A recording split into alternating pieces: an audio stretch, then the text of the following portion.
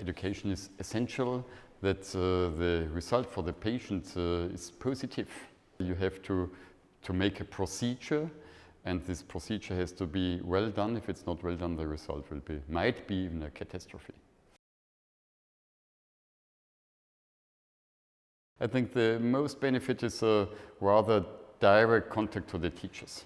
As a young surgeon, as a resident, it's extremely difficult to judge the evidence of the information you get. If you have teaching events like this, there are some experienced surgeons that have seen a lot of patients. It's a filtered information of people that try to do the best for the patient. That's the major benefit in my eyes. I like all aspects in the end. I like to give a talk, but prefer having some interaction and questions after a talk. On the other hand, the hands-on is very important as well, that you have that haptic experience, that you get an idea of the soft tissue, that you get the idea that anatomy differs from specimen to specimen.